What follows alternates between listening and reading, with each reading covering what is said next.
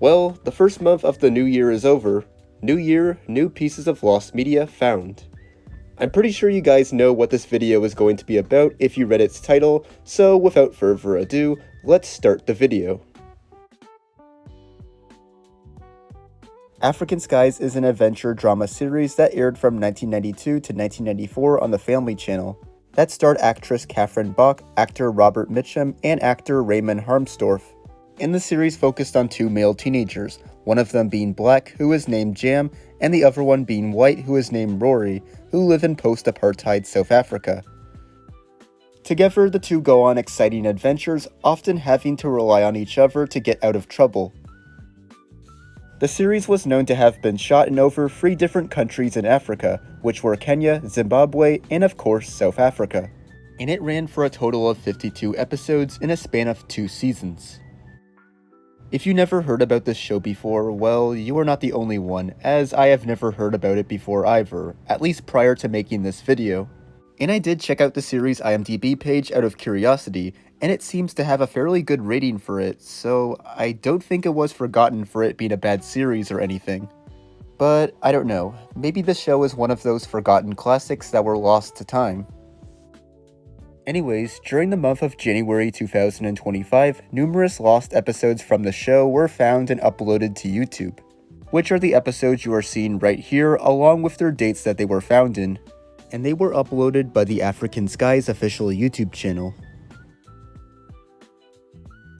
In 1927, 1 year before the debut of Mickey Mouse, Walt Disney and his chief animator of iWorks would create an animated cartoon rabbit named Oswald the Lucky Rabbit for Universal Studios. After Charles Mintz got word that Universal Pictures wanted to get into the cartoon business, to which he would tell Disney to create a new rabbit character that he could sell to Universal. And Charles Mintz was head of his own animation studio that he had just assumed control of over his wife, Margaret J. Winkler, that was known at the time as Winkler Pictures. Oh yeah, and the reason why Mintz wanted Disney to create specifically a rabbit character was because there were way too many cartoon cat characters at the time. Which does make sense since this is the 1920s we are talking about, which was when Felix the Cat was the most popular cartoon character. So obviously other studios would try to create their own cat characters too, so they can try to replicate the same success that Felix had. After Disney created Oswald, Winkler signed a contract with Universal that guaranteed 26 Oswald the Lucky Rabbit cartoons. And between the years 1927 to 1928, Disney and Mintz's studios would help produce 27 Oswald cartoons, starting with the first publicly released Oswald cartoon titled Trolley Troubles on September 5th, 1927. With Walt Disney directing the cartoons and Charles Mintz and his wife's brother George Winkler producing them. Oswald the Lucky Rabbit would prove to be a major success for Universal, and would go on to rival Felix the Cat, and result in Winkler Pictures signing another contract with Universal in February of 1928 that would guarantee both Disney and Mintz 3 more years of Oswald cartoons. However, things were not going okay with Disney, as during this time he was fearing that Mintz would forego renewal of the contract, which was partially due to Up iWorks informing Disney that George Winkler, at the behest of Mintz, had been going behind Disney's back during pickup runs for Oswald reels by hiring away his animators to go work for Mintz's studio. So as a result, Disney would travel with his wife Lily to New York to find potential distributors for his Oswald cartoons. Except the thing was that he didn't own the rights to Oswald, as those rights belonged to Universal, leaving him to be forced to negotiate a more profitable contract with Charles Mintz, to which Mintz made Disney settle for a 20% cut of his salary, citing economic difficulties, to which Disney would decline the settlement and quit working on directing any more Oswald cartoons, leaving him to create a new cartoon character that he made sure he owned the rights to, which would end up becoming Mickey Mouse, and after that, the rest is history. To cut to the chase and finish up this brief entry summary, Charles Mintz's studio would end up producing an extra 25 Oswald cartoons from 1928 to 1929 before his contract with Universal was terminated. And out of the 25 produced cartoons, only 4 are completely found in their entirety and publicly available, assuming you don't count any of the sound cartoons that are found without any of their soundtracks. with one of those 4 cartoons having been recently found on January 1st, 2025, and it was titled The Suicide Sheik, which was released in theaters on March 18th, 1929. Although it was found back in July 2019 by someone named Ray Langstone, with its film reel being located at the State Archives Preservation Facility in Madison, Wisconsin, but took until January 1st of this year for it to release to the public, making it the first and so far only known Winkler Pictures Oswald cartoon with a soundtrack that is available to watch. So overall, this is a pretty great lost media find, especially when you consider how hard it is to find any Oswald the Lucky Rabbit cartoons that were made after Disney stopped directing them. In 1977, a Taiwanese martial arts tokusatsu film would release that was directed by someone named Yu Chikwe Limian, who co-wrote the film with someone else named Wei Xin, and it was called The Invincible Space Streaker, although it is alternatively titled The Little Super Kids in international releases. In case you don't know what a tokusatsu film is, it is basically a live-action film or television program that makes heavy use of practical special effects, and tokusatsu is a Japanese term for classifying films of that genre. And if you are familiar with the 1954 Japanese movie Godzilla, well, that right there is an example of a tokusatsu film, with it being in the kaiju subgenre, which is a Japanese term that is commonly associated with media involving giant monsters. Anyways, The Invincible Space Streaker is notable for being the last known henshin film of the 1970s Taiwanese tokusatsu boom, and one of the last films of the Taiwanese tokusatsu boom in general. Sometime after the film's theatrical release in its native country, Taiwan, Hong Kong company IFD Films and Arts Limited would buy the international distribution rights to The Invincible Space Streaker, and commission an English dub for it to be produced, to which it would end up being recorded and produced before being theatrically released in the countries of Lebanon, Egypt, and Pakistan, with it also being released on home video in Indonesia, where it saw a Betamax and VHS release in the 1980s by Indonesian tape distributor Pan Video, which is interesting because the Mandarin language was banned during that time period in Indonesia, resulting in films from Hong Kong and Taiwan being required by law to have an English dub for them, so they can be legally released in Indonesia, despite the official language of Indonesia being Indonesian and not English. Now, if you saw this entry's title, you would know that the English dub of The Invincible Space Streaker was lost for many years. And it wouldn't be until less than a year ago when any hope in trying to find it would show, which was in March of 2024 when contact was made with an Indonesian home video collector named Budi Prasetyo, which resulted in efforts to digitally preserve the dub taking place during the next 9 months, when users were negotiating a sale for Budi's DVD ISO copy of the tape, before a DVD ISO of the Indonesian Betamax tape was bought off of Budi and uploaded onto the Internet Archive on January 2nd, 2025, making the lost English dub of The Invincible Space Streaker found. Alright, so from 1979 to 1980, CBS would air a game show called Whew. And yes, that's actually how you are supposed to say its name. And it was hosted by Tom Kennedy, who was known for hosting numerous game shows prior to hosting Whew, such as You Don't Say, Split Second, Name That Tune, and It's Your Bet. And in Whew, contestants would compete to correct bloopers from sentences to win cash, which were factual statements in which one word had been swapped out for an incorrect word. And whichever contestant won the most money would advance forward and play the game show's next section called the Gauntlet of Villains, in which the winning contestant would have to get past 10 villains in 60 seconds, plus 1 extra second for every $100 they earned in the main game, and in order to get past each villain, they must simply correct a blooper, so overall they have to correct 10 bloopers. And if they managed to get past all 10 villains, they would win $25,000. Despite the game show having been broadcasted a little over 1 year, it does have its fair share of lost episodes. And one of those lost episodes was found on January 3rd, 2025, which was the show's 101st episode that was filmed on August 10th, 1979. And it was found by game show host Wink Martindale before being uploaded to his YouTube channel. The episode was supposed to air on the Buzzr channel, which is a channel that airs episodes of classic game shows owned by the British multinational television production and distribution company Fremantle. In 1984, a video game would release onto Sinclair Research's home computer called the ZX Spectrum, and the video game was called Astrocode, which was a puzzle game that was developed by Finsbury Software, who were known for developing a few other games such as Andromeda Trophy, Prince, Princess and the Wicked Witch, which is a compilation cartridge, as well as games for other systems such as the Commodore 64. And by the way, all of these games that I mentioned are considered lost. In case you are unfamiliar with the ZX Spectrum, it is considered by many to have been one of the most influential computers ever made, with it first releasing in 1982 in the UK, 1983 in the US, and 1985 in Europe, before being discontinued worldwide in 1992. And the computer was known for its low price that made it affordable for many families to purchase, which is what Sinclair Research intended to do, and it paid off, as the ZX Spectrum would go on to sell more units than any other computer in the UK and Spain, and sell over 5 million units worldwide.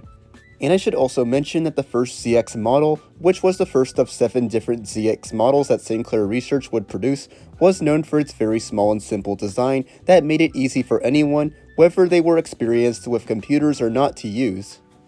But anyways, going back to Astrocode, the game was mentioned in Popular Computing Weekly magazine in its June 1984 issue, and it would later be mentioned in a December 1984/January 1985 issue of ZX Computing magazine, where in a small section of the magazine's 123rd page, a brief review of the game is shown, where the reviewer, who was unimpressed by it, says that the game is basically just the game Mastermind,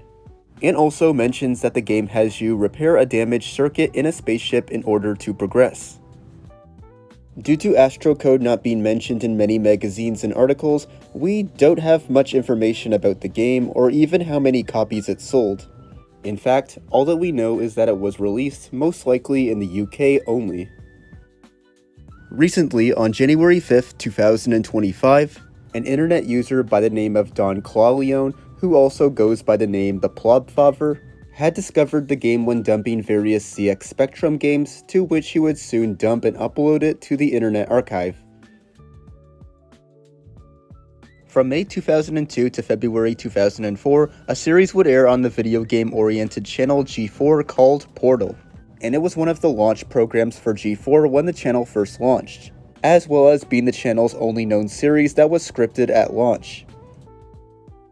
The series was a machinima series that focused on very well-known multiplayer online role-playing games, known as MMORPGs in its acronym form. And in case you don't know what a machinima series is, it's basically a series that uses computer-generated graphics to create a cinematic production. And if you haven't guessed already, the word machinima is a combination between the words machine and cinema. And if you are familiar with the South Park episode Make Love Not Warcraft, well, parts of that episode are examples of machinima, which are every time we see what's going on during Stan, Kyle, Cartman, and Kenny's gameplay of World of Warcraft. Anyways, Portal featured a mix of numerous genres, including sketch comedy, satire, serialized drama, and non-fiction news, and also informational segments on new MMORPG features, with it centering around its main protagonist, which is a cybernaut named Dave, who was played by the show's creator and writer Dave Meinstein. And Dave's task is to monitor the transmissions from various online games from a place called The Hub. And no, it's not the Hub you are likely thinking of. Also, Dave has an AI assistant named Val.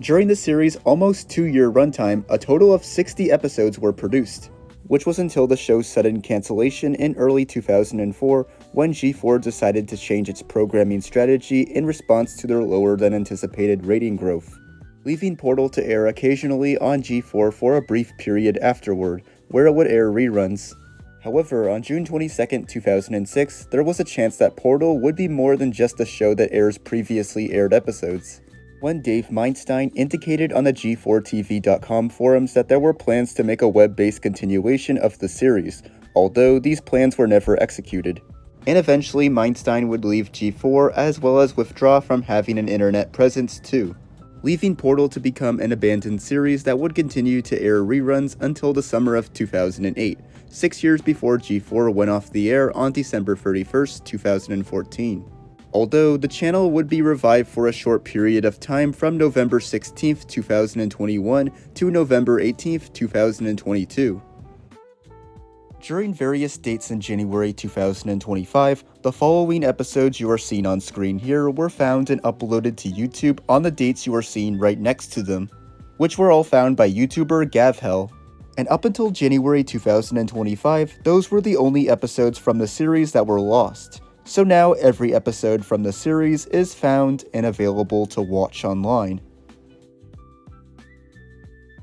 From 1989 to 1994, American comedian, actor, and talk show host Arsenio Hall was starring in his own late-night talk show called The Arsenio Hall Show that ran for 6 seasons. Although this wasn't the first time he had been a late-night talk show host, as he had been a host on Fox talk show The Late Show in 1987, where he would host the show for 13 weeks and receive an incredible amount of popularity from hosting it. After The Late Show, Arsenio Hall would then debut The Arsenio Hall Show on January 3rd, 1989, with its first episode featuring actress Brooke Shields, actor and comedian Leslie Nielsen, and American soul and R&B singer Luther Vandross as guests.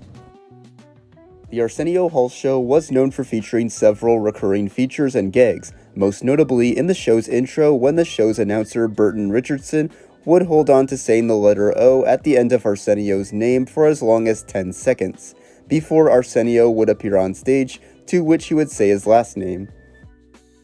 Another recurring feature on the show was giving a humorous label to a section of the studio audience that sat in any of the seats located in rows behind or near the show's band called the Dog Pound, which was based on the Dog Pound fan section of the Cleveland Stadium and later First Energy Stadium of the Cleveland Browns National Football League team.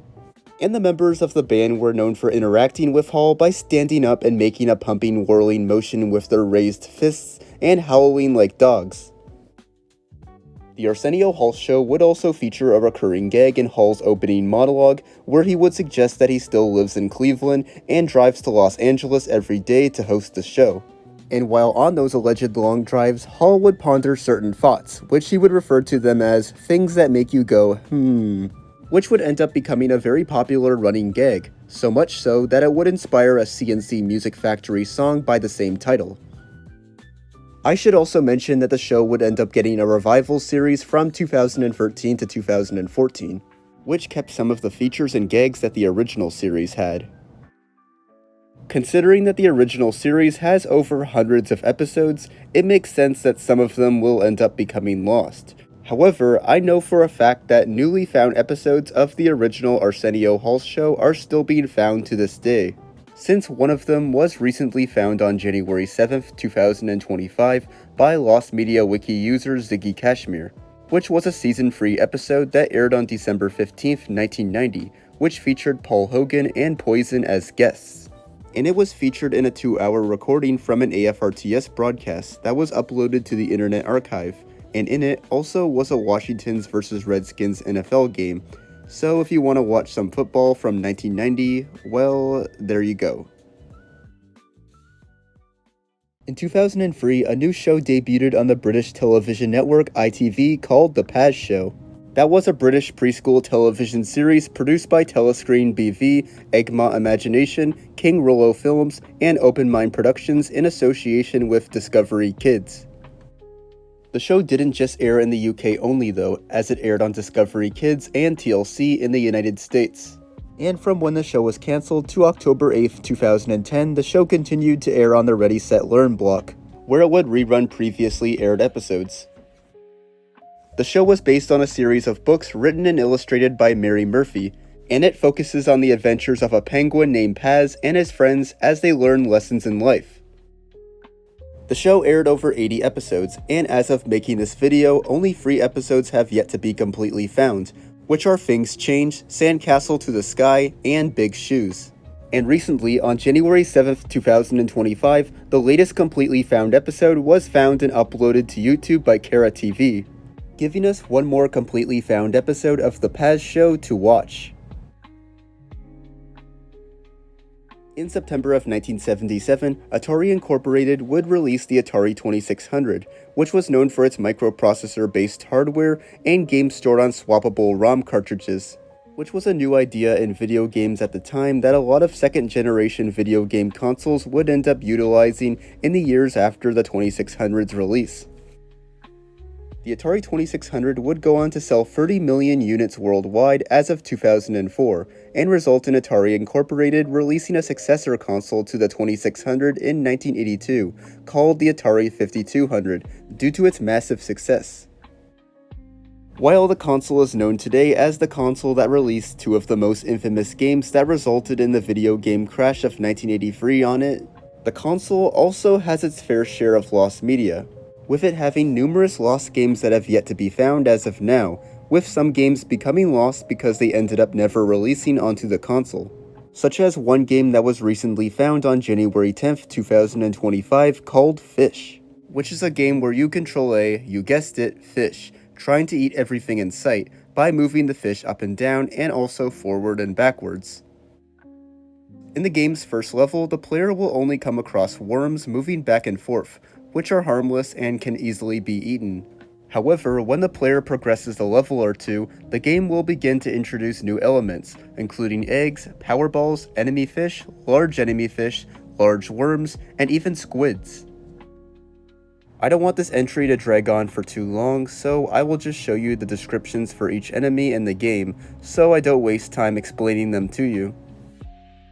In order to move on to the next level, the player must make the fish eat all of the enemies on screen. However, you can't just simply move your fish to each enemy, as the fish will just go through them.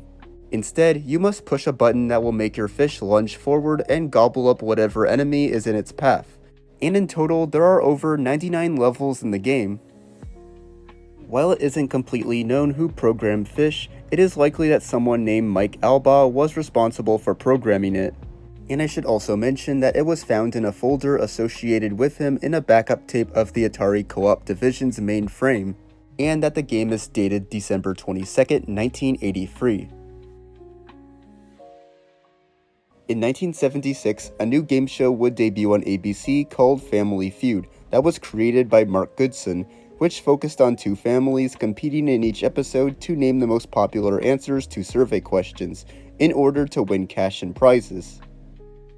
The show wasn't an immediate hit until ABC would make a time slot change to it, which would end up boosting its ratings. And because of the show's popularity and high ratings, it would end up receiving multiple spin-offs for it, such as Celebrity Family Feud, All-Star Family Feud, and Family Feud Challenge. However, did you know that in 2001, a spin-off was ordered by VH1 called Rock Feud, in which a pilot was filmed for it before it was cancelled while the pilot still had yet to air on television?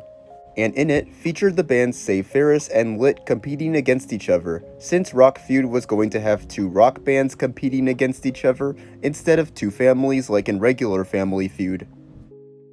Interestingly, the pilot was almost greenlit by VH1, but they ended up scrapping the show at the very last minute, with VH1 giving no reason as to why they scrapped the show, although many speculate that the cancellation of Rock and Roll Jeopardy and Name That Video in the same year of the pilot being filmed might have been a reason or the reason as to why Rock Feud never got a chance to air. Rock Feud was going to be a more edgier version than regular Family Feud, just like how Rock and Roll Jeopardy was more edgy than regular Jeopardy, with it being hosted by comedian and future Mad TV cast member Johnny A. Sanchez. And considering that the spin-off never managed to air a single episode, it was very obscure and rarely ever talked about, with it first being mentioned by former Quizbusters host Matt Ottinger in a September 2002 Google Groups chat.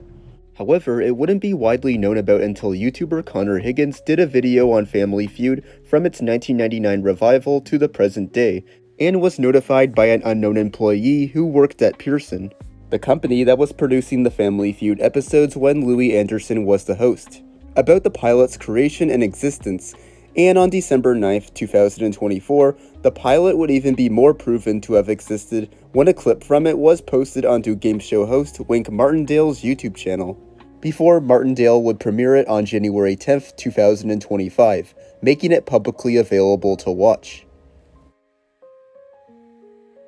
Arthur Ballard was a British painter and teacher who was born in Liverpool in 1915, which would be the city where he would spend most of his artistic career. And from 1932 to 1935, he would study at the Liverpool College of Art, before later studying at the Académie de la Grande Chaumière in Paris, France from 1935 to 1936, before studying again in Paris from 1957 to 1958 under a Liverpool Corporation release scheme for teachers. Ballard would then go on to become head of the Department of Foundation Studies at Liverpool Polytechnic. And during this time, he was an artist who would paint his works in a variety of different styles, such as abstract, in a pop art manner, and figurative, with his works recalling the heroes of his youth as a working class boy in Liverpool. And eventually, he would become a well-respected artist in the city, so much so that he would become an influential art teacher, where he would go on to teach John Lennon of the Beatles and also Stuart Sutcliffe, who was a member of the Beatles during their early years from 1960 to 1961. Recently, on January 11, 2025, one of his early paintings that he painted in the year 1945 was found among a dusty collection of paintings assembled over many decades by a former surveyor and builder named Warwick Farrell, which were in a resort that Farrell moved to from a property on the banks of Menai Strait. And according to Farrell, he said that he must have had it for around 30 to 40 years, so long ago that he can't even remember how he acquired it, although he thinks that he likely acquired the painting from an auction in Ormskirk, which is where he once lived. What you are seeing here is the lost painting that was recently found, and it is likely that this painting is from an area in Paris, France, since several of Arthur's paintings were known to feature houses and rooftops from France's capital city. And there is some evidence to back this theory up, since it is known that Arthur served in the military during World War II, so he may have been in a position to paint a scenery of Paris that ended up becoming the lost painting. Upon finding the painting, Warwick Farrell planned on getting an old Liverpool phone directory to try and find one of his relatives to see if they're interested in keeping the painting. However, Farrell was unaware of his North Wales connections, so as a result, the painting is likely going to be auctioned off. During E3 2000, a new game was being shown off that was being developed by Bungie called Halo: Combat Evolved, that would eventually release worldwide on November 15, 2001, becoming the first game in the Halo franchise.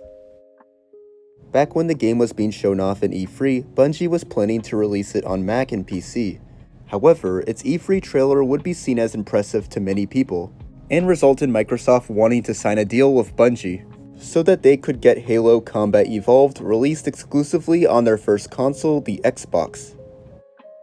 The game would end up being a massive success, receiving universal acclaim and selling over 4 million copies by January 2004, although it wasn't an instant success upon its release. But that didn't matter much because it had a very long tail sales rate and a very high attach rate for the Xbox, with it selling alongside more than 50% of Xbox consoles during the first 2 months of the game's release.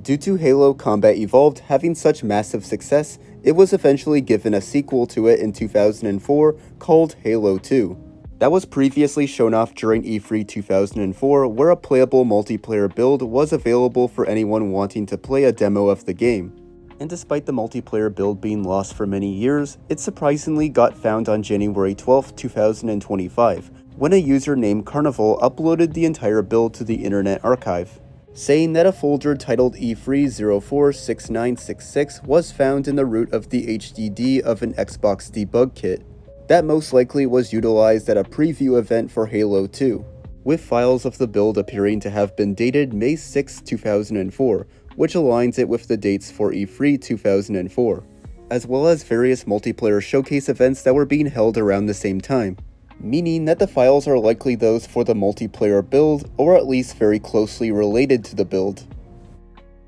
The build appears to have only one playable multiplayer map, which is Zanzibar, and it requires an original Xbox setup that's equipped with 128MB RAM. Also, by pressing the back button and the white button during gameplay on Zanzibar, it is possible to trigger the presentation cutscene from the E3 multiplayer showcase, and pressing it again afterwards triggers another camera pan scene of the map. So, if you want to play the E3 multiplayer build of Halo 2, well, you can now do it. From 2007 to 2012, an American-British animated children's show called Finley the Fire Engine was airing on the BBC's children's channel, CBeebies, and the show was produced by Ballard Animation Studios.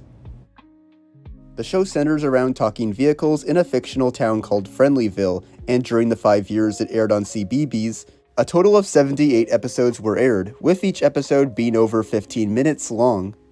Also, a year after it debuted on CBeebies, it would begin airing on ABC in Australia until May 4th, 2014. Recently, on January 13th, 2025, an unaired pilot for the show was found and uploaded to YouTube, with it starting off with text at the beginning of it, saying Fast Freddy Fire Truck, which most likely indicates that the show was originally going to have a different name from what it ended up having. And also, we can see a date that says February 3rd, 2004, which is over 3 years before the show first aired. Tout le monde en parle, which translates to Everybody's Talking About It in English, is a French talk show that was broadcasted from 1998 to 2006 on the French public national television channel France 2, with it running for 8 seasons and being hosted by French television producer and host Thierry Ardisson.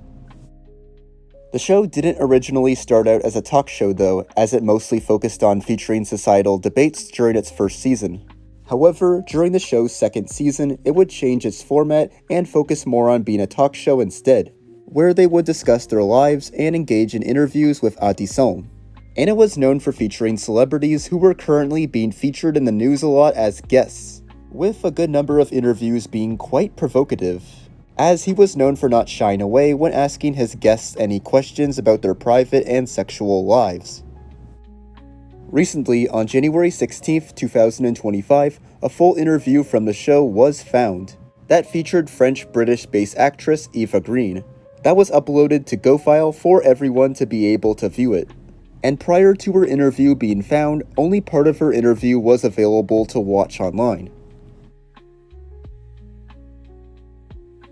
In 2014, DreamWorks Animation would release their latest movie called Mr. Peabody and Sherman that starred Ty Burrell as Mr. Peabody and Max Charles as Sherman. And the movie was based on the Peabody's Improbable History segments from the American animated television series The Adventures of Rocky and Bullwinkle and Friends, which features Peabody and Sherman traveling to a certain time period in each Rocky and Bullwinkle episode, and meeting a historical figure or witnessing a historical event take place. Just like in the segments, Mr. Peabody and Sherman also travel back in time in the movie and explore different periods in history. However, did you know that Mr. Peabody and Sherman were originally going to travel back in time to Nazi Germany during World War II as one of the time periods they visit? Because that idea was originally going to be featured in the movie. And it wasn't until January 16th, 2025 when that idea was found out to be true, when Dumb4 on X and YouTuber Lost Media Busters found a never-before-seen storyboard for the idea that was found in a DreamWorks animator's portfolio. And in the storyboard, we can see Mr. Peabody disguising as a Nazi soldier and Sherman disguising as Hitler to fool 2 Nazi guards so they can enter a room to find something, before they are found out to not be Nazis and are caught red-handed in their plan, to which they get chased down. As of now, it is unknown why this idea was scrapped, but my guess was because DreamWorks didn't want to feature Hitler or anything to do with Nazi Germany in their movie, because the time period was simply just too dark and morbid to feature in a kids movie, since Nazi Germany during World War II was a very disturbing time and place in history. Star vs. the Forces of Evil is an American animated television series that aired on Disney XD from 2015 to 2018, before it was moved to the Disney Channel in 2019 where it would air its final season. Although I should mention that the first episode of the series did air on the Disney Channel as a preview for the series. The series centered around a girl named Star Butterfly, who is a heir to the royal throne in her home dimension called Muni, and is sent to Earth to calm down her reckless behavior, where she eventually meets and befriends a boy named Marco Diaz, who lives in the town of Echo Creek. Star then lives in Echo Creek with Marco, being roommates with him, attending the same school as him, and trying to make new friends to try and fit in with the people on Earth. while also traveling to exotic dimensions using dimensional scissors and preventing Star's magic wand from being stolen by villains. Also, as the series progresses, Star and Marco end up falling in love with each other. The series was created by Darren Nefsey, who created Star with the intention of making her magical, similar to Sailor Moon. And interestingly, she originally pitched the series to Nickelodeon and Cartoon Network, before pitching it to the Disney Channel later.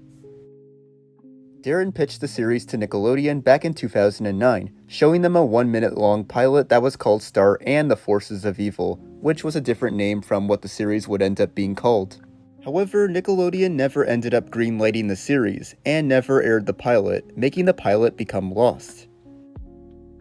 Recently, on January 20th, 2025, the Nickelodeon pilot was found when it was uploaded to the Internet Archive and YouTube. And in the pilot, we can see Star being much younger than her age of 14 in the series, and she appears to be very delusional, imagining herself as a magical girl from a magical land, instead of her actually being those things like in the series. Alright, so when I recorded the dialogue for the episode 101 entry, it was the only episode from this show that was found in January 2025. However, ever since I recorded that dialogue, 2 more episodes from the show were found, which were episode 117 that was recorded on September 6, 1979 and was found on January 24th, 2025, and episode 122 that was recorded on September 7th, 1979 and was found on January 31st, 2025. So yeah, we now have 2 more episodes from the show that were found, and I just wanted to mention these 2 newly found episodes in this video, so this video doesn't seem to be outdated. And those were pieces of lost media that were found in January 2025. Now let's see what lost media February 2025 will give us. And until that month is over, I will see you guys in my next video.